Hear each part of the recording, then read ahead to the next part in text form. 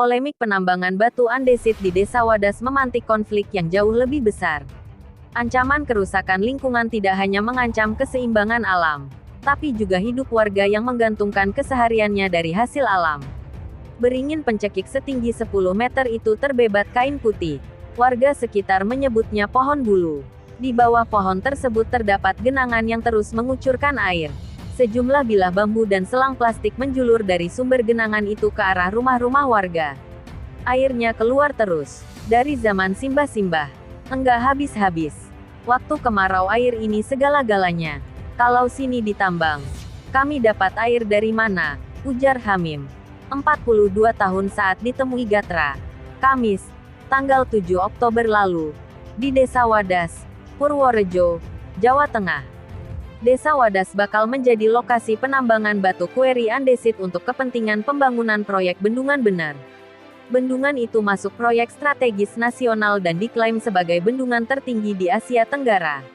Megaproyek dengan nilai investasi sebesar 2,06 triliun rupiah itu memiliki kapasitas debit air 100 juta meter kubik. Debit air sebesar itu diproyeksikan mampu menampung air baku 1.500 liter per detik dan menopang pembangkit listrik tenaga air PLTA, sebesar 6 MW MW. Desa Wadas, yang berjarak 10 km dari lokasi proyek bendungan itu, berada di kawasan perbukitan dengan kontur naik turun dan berlereng-lereng. Desa ini berada di sisi utara pusat Kabupaten Purworejo. Seperti kebanyakan desa lain, sawah dan tegalan menghiasi sekeliling desa, lengkap dengan sejumlah anak sungai. Rencana pemerintah menjadikan kawasan Desa Wadas sebagai lokasi penambangan andesit itu membuat Hamim dan warga desa lainnya bertanya-tanya. Bagaimana bisa desanya jadi lokasi tambang, sementara desa lain yang lebih dekat dengan lokasi proyek justru luput. Baru tahu namanya batu andesit itu juga sekarang, kata Hamim, seorang tetua warga dan pemuka agama setempat. Nur Wahid bahkan mengingatkan pada 1988 pernah terjadi longsor usai hujan deras di 3 lokasi di Wadas.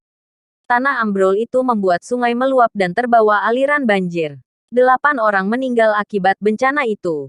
Tidak ada langkah antisipasi apapun dari pemerintah daerah setelah kejadian. Justru warga berinisiatif mengantisipasi dengan menghijaukan lereng-lereng Wadas secara mandiri. Setelahnya, tidak ada lagi bencana longsor hingga kini. Di musim rendeng penghujan, warga kerja bakti. Kami siasati sendiri. Termasuk pertaniannya beralih, katanya. Tanaman perusak seperti singkong mulai ditinggalkan. Beralih pada komoditas yang menguatkan tanah. Ini bagian dari mitigasi bencana secara swadaya. Bukan pembenaran untuk jadi wilayah lokasi tambang. Kamis pagi, tanggal 7 Oktober lalu, puluhan warga Wadas lintas generasi, termasuk Hamim, melaksanakan kerja bakti membangun jembatan desa. Ditemani kopi hitam dan camilan, mereka duduk di bawah poster raksasa bertuliskan, "Hadang tambang sampai menang." Spanduk bergambar pepohonan hijau dan keranjang hasil alam di antara petani dan aparat itu menjadi simbol perlawanan warga. Pokoknya sebelum merdeka, enggak boleh ditambang. Kalau sini dikeruk, mau makan apa? Celetuk salah satu warga. Bagi mereka, proyek itu menggambarkan penindasan pemerintah.